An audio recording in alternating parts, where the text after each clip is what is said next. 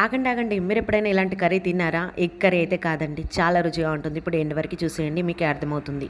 ఇప్పుడైతే ఆయిల్ వేసేసి పచ్చిమిర్చి ఒక 2 కట్ చేసుకొని, అలాగే ఉల్లిపాయలు ఒకటి చిన్న ముక్కలుగా తరిగి వేసుకొని ఈ విధంగా చక్కగా ఫ్రై చేసుకోండి. ఇప్పుడు ఇందులో శనగ వేయాలి. పెద్ద పెద్ద చేపలలో వెళ్తాయండి ఈ విధంగా, చిన్న చిన్న గుడ్లండి. వాటిలో ఉండే గుడ్లు ఈ విధంగా ఫ్రై చేసుకోవాలి. ఇందులో కొంచెం పసుపు, స్పైసీ చూసుకొని కారం, అలాగే ఇందులో ఉప్పు వేసేసి వీటినైతే మిక్స్ చేసుకోవాలి. అలాగే టేస్ట్ కూడా చాలా బాగుంటుందండి. మీకు ఎంతమందికి తెలుసు దీన్ని శన అనే పిలుస్తారు, ఇంకేమని పిలుస్తారు? అలాగే చేపలలో వెళ్ళే చిన్న చిన్న గుడ్లండి. వాటి నుండే చిన్న చిన్న చేపలు అయితే తయారవుతాయి. వాటిని కూడా వదలట్లేదా అనుకోకండి, ఎందుకంటే పెద్ద చేపలలో ఇవి ఉంటాయండి. ఇవి ఊరికే పడేస్తామో చెప్పండి? పెద్ద చేపలు ఎందుకు తీసుకోవాలనుకోకండి, ముళ్ళు తక్కువగా ఉంటుంది, అలాగే టేస్ట్ కూడా బాగుంటాయి. అందులో వెళ్ళే శనగ కూడా ఊరికే పడేస్తే ఎలా అండి? ఇలా కర్రీ చేసుకోండి, రుచి మామూలుగా ఉండదు. లాస్ట్లో ఫైనల్గా అయితే ధనియాల పొడి వేసేస్తే రెడీ అండి.